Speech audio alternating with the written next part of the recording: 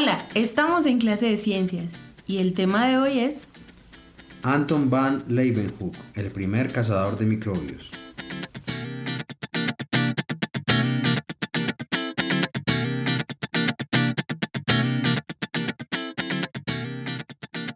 hace más de 250 años que un hombre humilde llamado Leeuwenhoek se asomó por primera vez a un mundo nuevo y misterioso, poblado por millares de diferentes especies de seres diminutos, algunos muy feroces y mortíferos, otros útiles y benéficos, e incluso muchos cuyo hallazgo ha sido más importantísimo para la humanidad que el descubrimiento de cualquier continente o archipiélago. Ahora la vida de Leeuwenhoek es casi tan desconocida como lo era en su tiempo los fantásticamente diminutos animales y plantas que él descubrió. Esta es la vida del primer cazador de microbios. Es la historia de la audacia y la tenacidad que le caracterizaron a él y que son atributos de aquellos que, movidos por una infatigable curiosidad, exploran y penetran un mundo nuevo y maravilloso. Imaginémonos al joven Leeuwenhoek, ávido de conocimientos, recién egresado del colegio y ante el dilema de elegir una carrera. En aquellos tiempos, si un muchacho convaleciente de paperas preguntaba a su padre cuál era la causa de este mal, no cabe duda que el padre le contestaba: El enfermo está poseído por el espíritu maligno de las paperas. Esta explicación distaba de ser convincente, pero debía aceptarse sin mayores indagaciones, por temor a recibir una paliza o a ser arrojado de casa por el atrevimiento de poner en tela de juicio la ciencia paterna.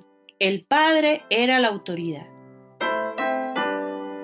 Así era el mundo hace 250 años cuando nació Leeuwenhoek. El hombre apenas había empezado a sacudirse las supersticiones más obscuras, avergonzándose de su ignorancia. Era aquel un mundo en el que la ciencia ensayaba sus primeros pasos. La ciencia, que no es otra cosa sino el intento de encontrar la verdad mediante la observación cuidadosa y el razonamiento claro.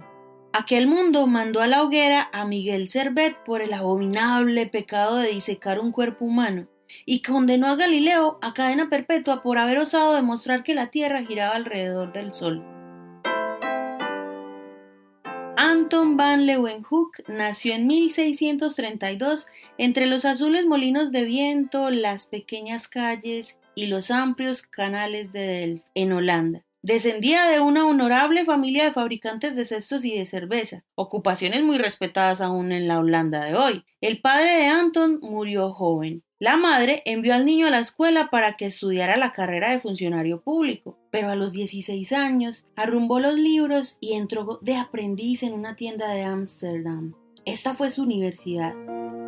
Imaginémonos un estudiante de ciencias moderno adquiriendo conocimientos científicos entre piezas de tela, escuchando durante 6 años el tintineo de la campanilla del cajón del dinero y teniendo que mostrarse siempre amable con la larga fila de comadres holandesas que regateaban hasta el último centavo en forma desesperante. Pues bien, durante 6 años esa fue su universidad. A los 21 años, Leeuwenhoek abandonó la tienda y regresó a Delft. Se casó y abrió su propia tienda de telas. En los 20 años que pasaron después se sabe muy poco de él, salvo que se casó en segundas nupcias y tuvo varios hijos, que murieron casi todos de tierna edad. Seguramente fue en ese periodo cuando le nombraron conserje del ayuntamiento de Delft y le vino la extraña afición de tallar lentes.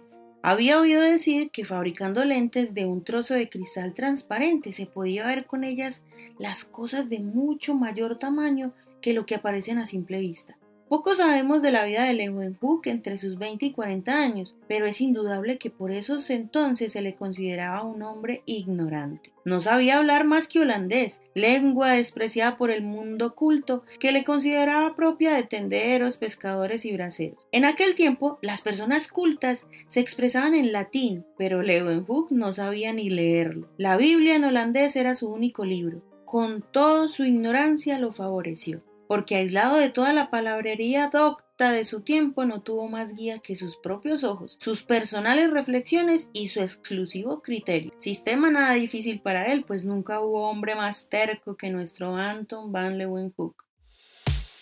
Qué divertido sería ver las cosas aumentadas a través de una lente, pero comprar lentes, Leeuwenhoek, nunca. Jamás se vio un hombre más desconfiado. Comprar lentes no, él mismo las fabricaría. Visitando las tiendas de óptica aprendió los rudimentos necesarios para tallar lentes. Frecuentó el trato con alquimistas y boticarios que los observó sus métodos secretos para obtener metales de los minerales. Y empezó a iniciarse él mismo en el arte de los orfebres.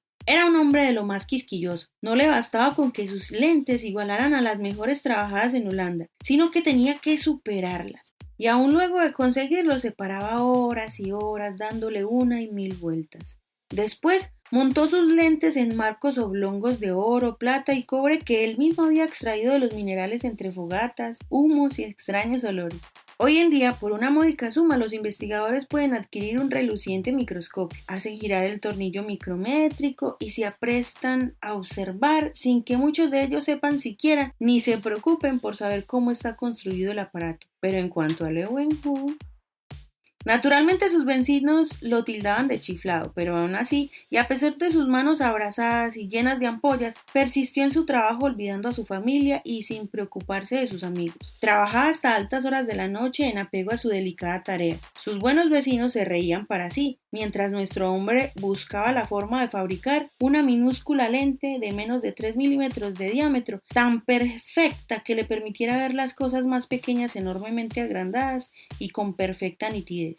Sí, nuestro tendero era muy inculto, pero era el único hombre en toda Holanda que sabía fabricar aquellas lentes. Y él mismo decía de sus vecinos: Debemos perdonarlos, en vista de su ignorancia. Satisfecho de sí mismo, en paz con el mundo, este tendero se dedicó a examinar con sus lentes cuanto caía en sus manos. Analizó las fibras musculares de una ballena y las escamas de su propia piel. En la carnicería consiguió ojos de buey y se quedó maravillado con la estructura del cristalino. Pasó horas enteras observando la lana de las ovejas y los pelos de castor y liebre cuyos finos filamentos se transformaban bajo su pedacito de cristal en gruesos troncos. Con sumo cuidado, disecó la cabeza de una mosca, ensartando la masa encefálica en la finísima aguja de su microscopio. Al mirarla se quedó asombrado. Examinó cortes transversales de madera de 12 especies diferentes de árboles y observó el interior de semillas de plantas. Imposible. Exclamó cuando por primera vez contempló la increíble perfección de la boca chupadora de una pulga y las patas de un piojo. Era Leeuwenhoek como un cachorro que olfateaba todo lo que había a su alrededor, indiscriminadamente sin existir miramiento alguno. Jamás hubo un hombre más escéptico que Leeuwenhoek. Miraba y remiraba una y 100 veces este aguijón de abeja o aquella pata de piojo. Durante meses enteros dejaba clavadas muestras en la aguja de su extraño microscopio, y para poder observar otras cosas se vio precisado a fabricar cientos de microscopios. Así podía volver a examinar los primeros especímenes y confrontar cuidadosamente el resultado en las nuevas observaciones, solo hasta estar seguro de que no había variación alguna en lo que atizaba. Después de mirarlo y remirarlo cientos de veces, solo entonces hacía algún dibujo de sus observaciones. Y aún así no quedaba del todo satisfecho y solía decir: La gente que por primera vez mira por un microscopio dice, ahora veo una cosa, luego me parece diferente. Es que el observador más hábil puede equivocarse. En estas observaciones he empleado más tiempo del que muchos creerían, pero las realicé con sumo gusto, haciendo caso omiso de quienes me preguntaban que para qué me tomaba tanto trabajo y con qué finalidad. Pero yo no escribo para estas gentes, sino para filósofos. Así, durante 20 años trabajó en completo aislamiento. En aquel tiempo, la segunda mitad del siglo XVII, surgían nuevos movimientos en todo el mundo. En Inglaterra, Francia e Italia, hombres singulares comenzaban a dudar de aquello que hasta entonces era considerado como verdad. Ya no nos callamos porque Aristóteles afirme tal cosa o el Papa tal otra. Solo nos fiaremos de nuestras propias observaciones 1000 veces repetidas y de los pesos exactos de nuestras balanzas. Únicamente nos atendremos a los resultados de nuestros experimentos y nada más. Decían tales rebeldes. Y en Inglaterra, unos cuantos de estos revolucionarios formaron una sociedad llamada The Invisible College, que tuvo que ser invisible porque si Cromwell se hubiera enterado de los extraños asuntos que pretendían dilucidar, los habría ahorcado por conspiradores y herejes. Y hay que ver a qué experimentos llegaron aquellos investigadores tan escépticos. La sabiduría de aquel tiempo afirmaba que si se ponía una araña dentro de un círculo hecho con polvo de cuerno de unicornio, aquella no podía salir de él. ¿Y qué hicieron los miembros del Invisible College? Uno de ellos aportó lo que se suponía ser polvo de cuerno de unicornio y otro llegó con una araña pequeña. La sociedad entera se arremolinó bajo la luz de grandes candelabros y en medio de un gran silencio empezó el experimento con el siguiente resultado. Se hizo un cerco con polvo de cuerno de unicornio colocando una araña en el centro, pero inmediatamente la araña salió corriendo fuera del círculo. Qué elemental, pensaríamos hoy, naturalmente. Pero recordemos que entre los miembros de aquella sociedad se encontraba Robert Boyle, fundador de la química científica, y también Isaac Newton. Así era el Invisible College. Y al ascender Carlos II al trono, el college salió de la clandestinidad alcanzando la dignidad de Real Sociedad de Inglaterra. Sus miembros fueron el primer auditorio de Leeuwenhoek. En Delft había un hombre que no se reía de Anton van Leeuwenhoek, era Regner de Graaf, a quien la Real Sociedad nombrara miembro correspondiente por haberla informado sobre sus estudios del ovario humano. Aunque ya en ese entonces Leeuwenhoek era muy huraño y desconfiado, prometió a Graaf que mirase por aquellos diminutos lentes, únicas en toda Europa. Después de mirar por ellas, Graaf se sintió avergonzado de su propia fama y se apresuró a escribir a sus colegas de la Real Sociedad. Hagan ustedes que Anton van Leeuwenhoek les escriba sobre sus descubrimientos. Con toda la ingenua familiaridad de un campechano que no se hace cargo de la profunda sabiduría de los filósofos a quien se dirige, Leeuwenhoek contestó a ruego de la Real Sociedad. Fue una misiva larga, escrita en holandés vulgar, con digresiones sobre cuanto existe bajo las estrellas. La carta iba encabezada así: exposición de algunas de las observaciones hechas con un microscopio ideado por Mr. Leeuwenhoek, referente a las materias que se encuentran en la piel, en la carne, hasta el aguijón de una abeja. La Real Sociedad estaba absorta. Aquellos sofisticados y sabios caballeros quedaron embobados y les hizo gracia, pero sobre todo la sociedad quedó asombrada de las maravillas que Leeuwenhoek aseguraba haber visto a través de sus lentes. Al dar gracias a Leeuwenhoek, el secretario de la Real Sociedad le dijo que esperaba que su primera comunicación fuera seguida de otras, y lo fue por cientos de ellas en el transcurso de 50 años. Eran unas cartas en estilo familiar, saturadas de sabrosos comentarios sobre la ignorancia de sus vecinos, exponiendo las imposturas de los charlatanes y refutando supersticiones añejas. Entreverbaba reportes de su propia salud, pero entre párrafo y párrafo de esta prosa familiar los esclarecidos miembros de la Real Sociedad tenían el honor de leer descripciones inmortales y gloriosas de los descubrimientos hechos por el ojo mágico de aquel tendero de Delft. ¿Y qué descubrimientos? Muchos de los descubrimientos científicos fundamentales nos parecen sencillísimos. ¿Cómo explicarnos que por miles de años los hombres anduvieran a tientas sin saber qué tenían ante sus ojos? Lo mismo sucedió con los microbios. Hoy en día casi no hay nadie que no los haya contemplado haciendo cabriolas en una pantalla de algún cinematógrafo. Gentes de escasa instrucción los ha visto nadar bajo lentes de los microscopios, y el más novato de los estudiantes de medicina está en posibilidad de mostrarnos los gérmenes de cientos de enfermedades. ¿Por qué fue tan difícil, pues, descubrir los microbios? Pero dejemos a un lado nuestra petulancia y recordemos que cuando Leeuwenhoek nació no existían los microscopios, sino simples lupas o cristales de aumento a través de los cuales podía haber mirado Leeuwenhoek hasta envejecer, sin lograr descubrir un ser más pequeño que el ácaro del queso. Ya hemos dicho que cada vez perfeccionaba más sus lentes, con persistencia de lunático, examinando cuánta cosa tenía por delante, tanto las más íntimas como las más desagradables. Pero esta aparente manía le sirvió como preparación para aquel día fortuito en que, a través de su lente de juguete montada en oro, observó una pequeña gota de agua clara de lluvia. Lo que vio aquel día es el comienzo de esta historia. Leeuwenhoek era un observador maniático, pero ¿a quién sino un hombre tan singular se le habría ocurrido observar algo tan poco interesante? Una de las millones de gotas de agua que caen del cielo. En el agua de lluvia hay bichitos, nadan, dan vueltas. Son 1000 veces más pequeños que cualquiera de los bichos que podemos ver a simple vista. Mira lo que he descubierto.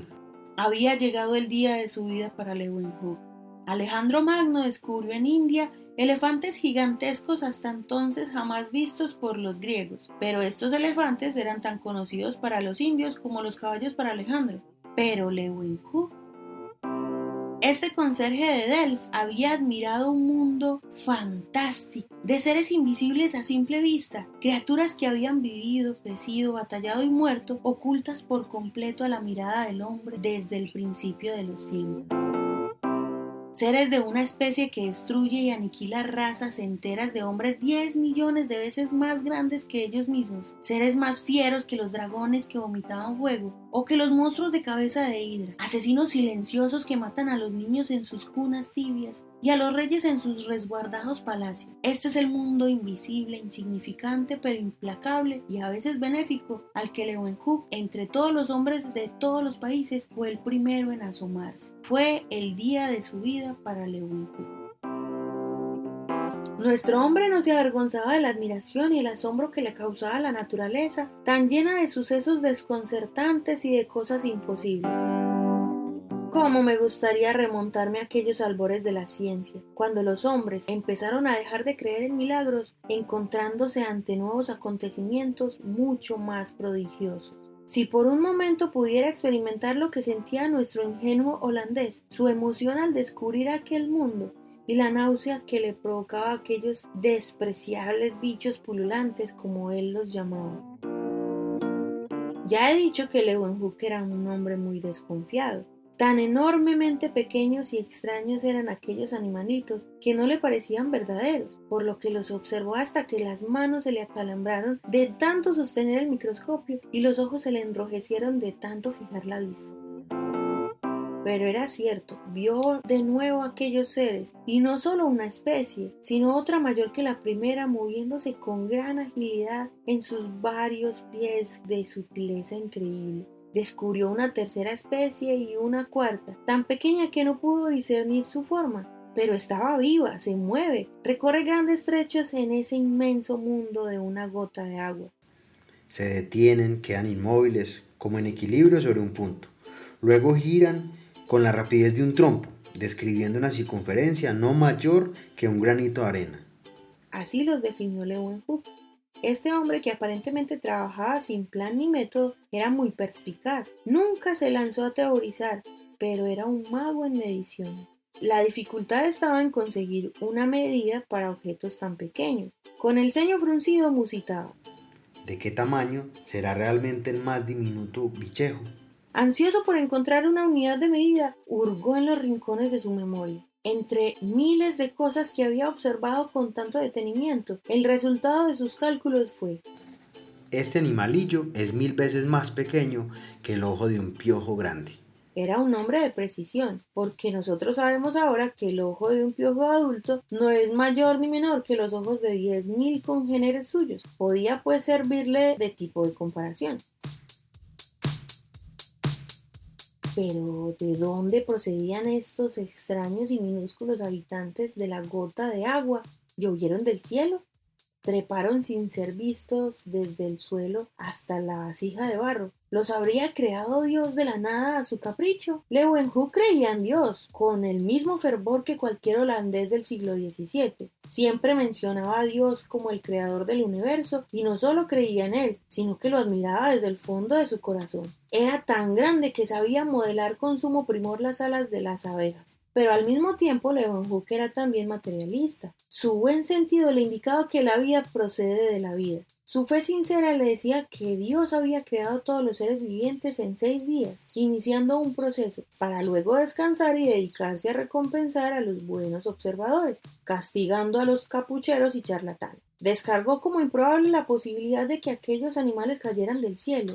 Cierto era que Dios no podía hacer surgir de la nada a los animalitos que había encontrado en la vasija de barro.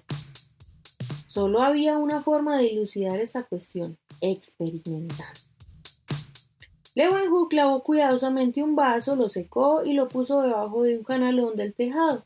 Tomó una gotita en uno de sus tubos capilares y corrió a examinarla bajo el microscopio. Sí, allí se encontraban nadando unos cuantos bichejos. Existen hasta en el agua de lluvia reciente. Pero en realidad no había probado nada, pues quizá vivieran en el canalón y el agua los arrastró. Entonces tomó un plato grande de porcelana, lo limpió esmeradamente y, saliendo a la lluvia, lo colocó encima de un gran cajón, cerciorándose de que las gotas de lluvia no salpicaran lodo dentro del plato, y después recogió en sus delgaditos tubos unas gotitas, regresando a su laboratorio. Lo he demostrado, esta agua no contiene ni un solo bicho, no caen del cielo. Conservó el agua examinándola hora tras hora y día tras día, y al cuarto día vio que comenzaban a aparecer unos diminutos bichejos junto con briznas de polvo y pequeñas hilachas. ¿Y creen ustedes que escribió a la Real Sociedad manifestando lo que acababa de descubrir? Ni pensarlo. Era un hombre circunspecto. Bajo sus lentes pasaron aguas de todas clases. Agua conservada en la atmósfera confinada de su laboratorio, agua contenida en una vasija sobre el tejado de su casa, agua de los no muy limpios canales de Delft y agua del profundo y fresco pozo de su jardín. En todas ellas pudo observar los mismos bichos, quedándose boquiabierto ante su enorme pequeñez. Encontró que miles de esos seres eran menores que un grano de arena, y comparándolos con el ácaro del queso, guardaban la misma proporción de una abeja con un caballo. Los contemplaba incansablemente viéndolos nadar entremezclados como un enjambre de mosquitos. Andaba a tientas, naturalmente, a tropezones, como todos los que desprovistos de presciencia encuentran lo que nunca se propusieron buscar. Sus nuevos bichejos eran maravillosos. Continuaba hurgando en todo lo imaginable, tratando de observar con más detalle, buscando la razón de las cosas. ¿Qué es lo que hace picante la pimienta?, se preguntó un buen día, haciendo la siguiente conjetura. Debe haber unos pinchitos en las partículas de la pimienta que son los que pican la lengua al comerla, pero existen estos pinchitos. Empezó a trajinar con pimienta seca, estornudaba, sudaba sin conseguir granitos de pimienta lo suficientemente pequeños para poder examinarlos en el microscopio, hasta que finalmente pensó en remojar la pimienta durante varias semanas, al cabo de las cuales, con agujas muy finas, aisló la pizca de pimienta casi invisible y la introdujo en una gota de agua y entonces miró. Observó algo capaz de trastornar la cabeza del hombre más cuerdo. Se olvidó de los posibles pinchos de la pimienta. Con el interés de un niño atento, observó las maromas de un increíble número de animalitos de varias clases que se movían fácil y desordenadamente de un lado a otro. Así fue como Leeuwenhoek se tropezó con un magnífico medio de cultivo para criar a sus nuevos y diminutos animalitos. Ahora sí había llegado el momento de informar de todo esto a los grandes señores de Londres. Con la mayor sencillez les describió su propio asombro. En página tras página de pulcra caligrafía, con palabras llanas, les contó cómo 1.000.000 de esos animalitos cabrían en un grano de arena, y cómo una sola gota con su agua de pimienta en la que también se desarrollaban contenía más de 2.000.700.000 de animalitos. Traducida al inglés, la carta fue leída a los doctos escépticos que ni siquiera creían en las virtudes mágicas del cuerno del unicornio y dejó atónito al sabio auditorio. ¿Pero qué es eso? El holandés afirmaba haber descubierto unos seres tan pequeños que en una sola gota de agua cabían tantos como el número de habitantes que poblaban la tierra natal. ¡Qué disparate! Era innegable que el ácaro del queso era el animal más pequeño creado por Dios. Pero hubo unos cuantos miembros de la Real Sociedad que lo tomaron en serio. La precisión de Leeuwenhoek les constaba. Todo lo que hasta ahora les había dado a conocer fue comprobado. La contestación consistió en una carta dirigida al conserje científico, rogándole detallara la manera en que había construido su microscopio y les explicara su método de observación. La carta irritó a Leeuwenhoek. La crítica de los idiotas de Delft no le importaba, pero la Real Sociedad, él creía que trataba con filósofos. Sabía que los incrédulos de la Real Sociedad serían tan tenaces en demostrar la inexistencia de sus animalitos como él lo había sido en descubrirlos. Se sentía hondamente herido. Los microbiólogos modernos en la actualidad, con todos sus aparatos, se muestran solo ligeramente más exactos. Así fue como contestó en una extensa carta, asegurando que no exageraba, explicaba sus cálculos, incluyendo una serie de cómputos, sumas, multiplicaciones y divisiones, hasta que la carta parecía la tarea de aritmética de un escolar, y terminaba diciendo que muchos ciudadanos del Delft habían visto, con auxilio de sus lentes, aquellos extraños y novedosos animalitos, y que lo habían felicitado por ello, que les enviaría certificados de prominentes ciudadanos de Delft. 2 eclesiásticos, un notario público y otras 8 personas fidedignas, pero que de ninguna manera les diría el modo en que había fabricado sus microscopios, cómo celaba su secreto. Para que la gente mirase por sus pequeños aparatos, él mismo los sostenía con sus propias manos, y que no se atreviesen siquiera a tocarlos, porque los echaba de su casa. Así que la Real Sociedad encargó a Robert Hooke y a Nehemiah Drew la construcción de los mejores microscopios que fuesen capaces y también la preparación de agua de pimienta de la mejor calidad. Y el 15 de noviembre de 1677 llegó Hooke a la reunión, presa de gran excitación, pues Leeuwenhoek no había mentido. Allí estaban aquellos increíbles bichos. Los miembros se levantaron de sus asientos, apiñándose alrededor del microscopio, miraron y exclamaron: «Ese hombre es un mago de la observación». Día inolvidable para Leeuwenhoek. Poco más tarde la Real Sociedad lo nombró miembro y le envió un elegante diploma de socio en una caja de plata cuya tapa ostentaba grabado el emblema de la sociedad. La respuesta de Leeuwenhoek no se dejó esperar. «Os serviré fielmente durante el resto de mi vida». Y fiel fue su promesa.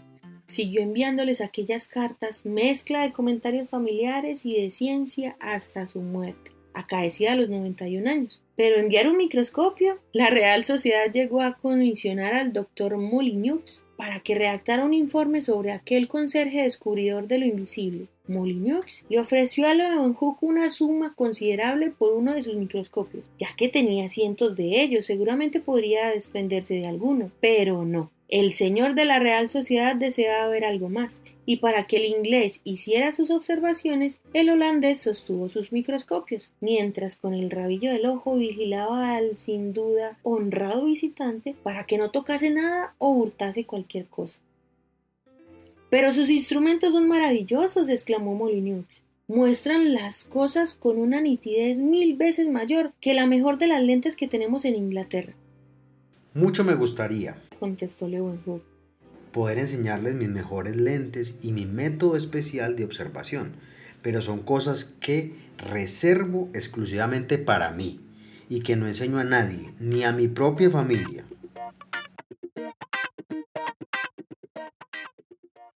Aquellos animalillos se encontraban en todas partes.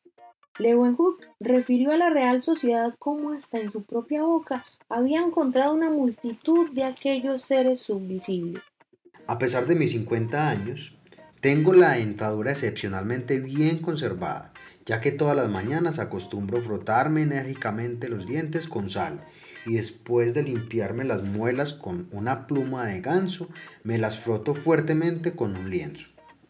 Pero al mirarse los dientes con un espejo de aumento, notó que entre ellos le quedaba una sustancia blanca y viscosa. ¿De qué estaría compuesta aquella sustancia blanca? Tomó de sus dientes una partícula de esta sustancia, la mezcló con agua de lluvia pura, mojó en ella un tubito que colocó en la aguja del microscopio, se encerró en su despacho y... ¿qué era aquello que surgía de la gris opacidad de la lente hasta alcanzar una perfecta nitidez a medida que se enfocaba? He aquí un ser increíblemente sutil que saltaba en el agua del tubo. Había además una segunda especie que nadaba un poco hacia adelante, giraba de repente para dar luego una serie de cabriolas. Había otros seres más lentos de movimiento, como simples palillos arqueados, pero el holandés, a fuerza de observarlos hasta que se le enrojecieron los ojos, logró verlos moverse. Estaban vivos, era indudable. Tenía en la boca un verdadero zoológico. Allí se encontraban criaturas conformadas como cañas flexibles, que se desplazaban con la majestuosa pompa de una procesión episcopal. Había espirales que se remolineaban en el agua como sacacorchos agitados. Para este hombre, todo lo que caía en sus manos era objeto de experimentación, hasta su misma persona. Cansado de sus largas observaciones, salió a dar un paseo bajo los enormes árboles que dejaban caer sus hojas amarillentas en los espejos oscuros de los canales. Necesitaba descansar. De pronto, se encontró con un anciano, un tipo muy interesante. Al hablar con este anciano, escribió Leeuwenhoek a la Real Sociedad, persona de vida ordenada que jamás bebe aguardiente y rara vez vino y no fuma, me fijé sin querer en sus dientes largos y descarnados. Se me ocurrió preguntarle cuánto tiempo hacía que no se los limpiaba. a lo que me contestó que no lo había hecho jamás en su vida. Al instante se olvidó de sus ojos cansados. Vaya zoológico que tendría en su boca aquel viejo. Arrastró hasta su laboratorio a aquella sucia pero virtuosa víctima de su curiosidad, esperando desde luego encontrar millones de bichejos en su boca, pero principalmente deseaba comunicar a la Real Sociedad que la boca de aquel hombre albergaba una nueva especie de criaturas que se desplazaban entre las otras. Parece extraño que en ninguna de sus 112 cartas Leeuwenhoek hiciera la menor alusión al daño que esos animalillos le podían causar al hombre. Los había visto en el agua potable, los describió en la boca, años después los encontró en los intestinos de las ranas y de los caballos, y hasta en sus propias heces cuando le acometía una flojera en el vientre, según su expresión. Los encontraba por enjambres, sin que jamás se le ocurriera que aquellos animalitos pudieran ser la causa de su mal.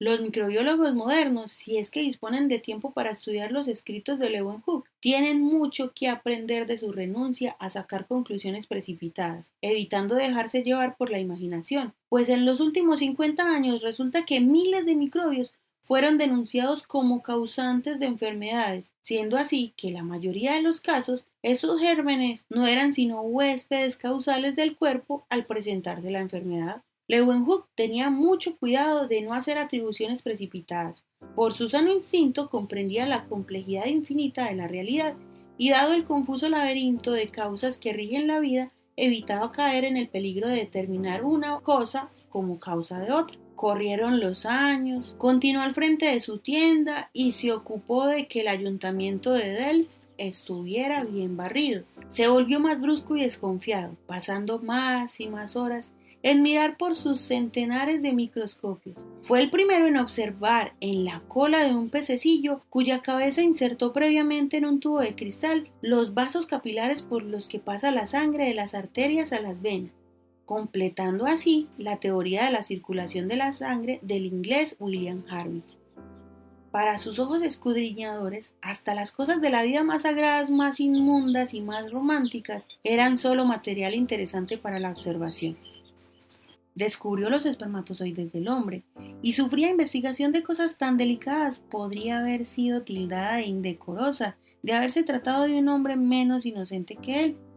Con el devenir de los años, su nombre llegó a ser conocido en toda Europa. Pedro el Grande de Rusia pasó a saludarle y la reina de Inglaterra hizo un viaje a Delft con el único fin de contemplar las maravillas que se veían a través de sus microscopios. A petición de la Real Sociedad refutó toda clase de supersticiones. Y aparte de Robert Boyle e Isaac Newton, fue el más famoso de los miembros de aquella institución.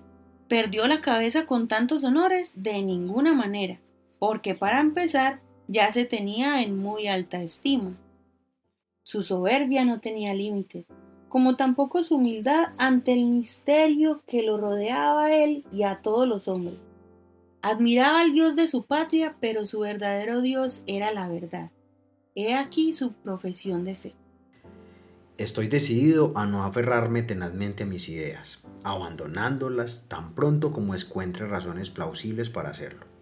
Tan cierto es esto, como que mi único propósito, y en la medida de mis fuerzas, es poner la verdad frente a mis ojos y emplear el poco talento que me ha sido concedido para apartar al mundo de sus viejas supersticiones paganas, caminando en la verdad sin abandonarla jamás. La salud de Leeuwenhoek era verdaderamente sorprendente. A los 80 años su mano se veía aún firme cuando sostenía el microscopio para que sus visitantes mirasen aquellos famosos bichos. Pero le gustaba beber por las noches. ¿A qué holandés no? Parecía que su única indisposición era el malestar que sentía por las mañanas, natural después de aquellas noches de copeo. Aborrecía a los médicos. ¿Cómo podían entender las enfermedades del cuerpo si no conocían ni la milésima parte de lo que él sabía de la forma en que estaba constituido? Por consiguiente, Leeuwenhoek se guiaba por sus propias extrañas teorías acerca de su malestar. Sabía que la sangre estaba llena de pequeños glóbulos. Había sido el primero en verlos, y que esos glóbulos tenían que pasar por delgadísimos capilares para ir de las arterias a las venas. Él mismo había descubierto los capilares en la cola de un pez. Dedujo pues que la sangre se espesaba después de aquellas noches de francachela, dificultando su paso por los capilares. Ya se las arreglaría él para hacerla más fluida. Sobre esto escribía la Real Sociedad. Cuando cenó demasiado, la mañana siguiente tomó muchas tazas de café, lo más caliente posible, hasta que rompa a sudar. Si con este remedio no consigo reponerme, tampoco podría lograrlo la farmacopea entera de un boticario. Es lo único que he hecho durante años cuando he tenido fiebre. Este hábito de tomar café muy caliente lo condujo a efectuar otra observación muy curiosa relacionada con los animalillos. Todo cuando hacía lo llevaba a espiar un nuevo mundo de la naturaleza, pues vivía envuelto en aquellos dramas que se desarrollaban bajo la lente del microscopio. No se hastiaba de leer la misma historia de la naturaleza, encontrando siempre nuevos aspectos de este libro viviente. Así pues, años más tarde de haber descubierto en su boca los microbios, una buena mañana, en medio de los sudores provocados por su plan curativo de beber enormes cantidades de café, ocurriósele examinar de nuevo la sustancia blanca que cubría sus dientes. Pero ¿qué es lo que había sucedido? No encontró ningún animalillo. Mejor dicho, ninguno vivo, pues apenas lograba discernir de miles de cuerpos inertes y alguno que otro que se movía lentamente como enfermo.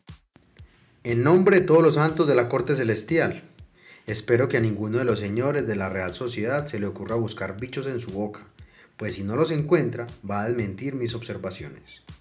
Pero veamos, el café que acababa de beber estaba caliente, que casi se abrazó los labios, y el sarro observado era el de los dientes incisivos exactamente por donde el café había pasado. ¿Qué encontraría si examinaba el sarro de las muelas? Con gran sorpresa vi una cantidad increíble de animalillos en tan pequeña cantidad de sarro, que de no haberlos visto por mis propios ojos jamás lo habría creído. Procedió luego a efectuar cuidadosos experimentos en tubos, calentando el agua con sus minúsculos habitantes a una temperatura algo superior a la de un baño caliente. Instantáneamente cesaron las locas carreras de los bichos. Al enfriar el agua, no recobraron la vitalidad. Era el café caliente lo que había matado a los bichejos de sus dientes incisivos. Con cuánto placer los contempló de nuevo, pero se sentía molesto y fastidiado, porque no podía distinguir las cabezas ni las colas de aquellos animalillos que culebreaban hacia adelante y hacia atrás sin girar con la misma rapidez. Pero debían tener cabezas y colas, así como hígado, cerebro y vasos sanguíneos. Con la mente volvió a su labor de 40 años atrás, cuando bajo sus potentes lentes descubrió que las pulgas y los ácaros del queso, tan toscos y sencillos a simple vista, poseían un sistema tan complicado y perfecto como el del humano. Pero a pesar de sus intentos con sus mejores microscopios, aquellos animalillos parecían siempre como simples cordones o en forma de esfera o espiral. En vista de esto, se contentó con calcular para comunicarlo a la Real Sociedad cuál sería el diámetro de los invisibles vasos sanguíneos de los microbios. Claro que ni por asomo se le ocurrió dar a entender que los había visto. Únicamente le divertía asombrar a aquellos caballeros con sus enlucubraciones acerca de la increíble pequeñez de los microbios.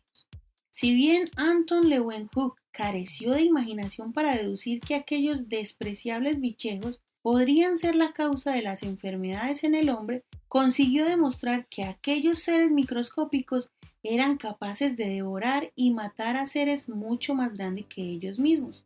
Esto lo hizo, por ejemplo, porque también solía examinar los mejillones y cangrejos que sacaba de los canales del Delft. Encontró millones de embriones en el interior de sus madres e intentó desarrollarlos fuera del cuerpo materno en una vasija con agua del canal. Me pregunto, ¿cómo es que los canales no están atestados de mejillones, vista la cantidad tan enorme que las hembras llevan en su interior? Día tras día estuvo hurgando en las vasijas de agua que contenían la masa viscosa de embriones, observándolos con sus lentes para ver si crecían, pero ¿qué era lo que sucedía allí? Con asombro vio desaparecer el contenido de las conchas devorado por millones de microbios que atacaban vorazmente los mejillones. La vida se alimenta de la vida. Es cruel, pero es la voluntad divina. para nuestro bien indudablemente, porque si estos animalillos no existieran, los canales estarían atestados de mejillones, dado que cada madre lleva en su interior más de 1 millar de hijos. Como vemos, Anton van Leeuwenhoek aceptaba y alababa todo como buen hijo de su tiempo. En aquel siglo los investigadores no llegaron aún, como más tarde lo hizo Pasteur, a desafiar a Dios y a protestar ante la inexorable crueldad de la naturaleza para con la humanidad, para con sus hijos. Pasó Leeuwenhoek de los 80 años y los dientes se le aflojaron, como tenía que sucederle, incluso a un organismo tan fuerte como el suyo. No se quejó de la inevitable llegada del invierno de su vida. Se arrancó un diente para examinarlo con sus lentes, observando los animalitos que encontró en la raíz hueca. ¿Por qué no estudiarlos una vez más? Quizá descubriría algún nuevo detalle que inadvertidamente se le hubiera pasado antes.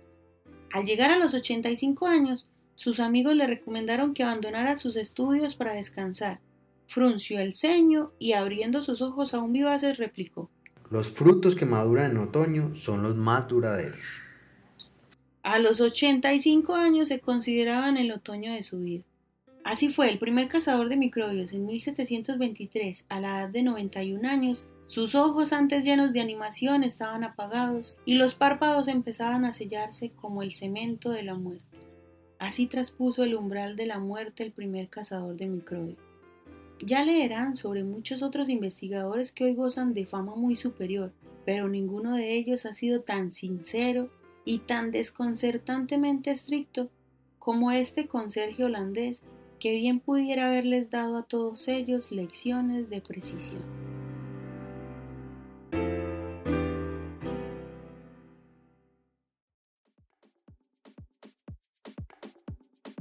Acabamos de escuchar el primer capítulo del libro Cazadores de microbios, escrito por Paul de Crieff.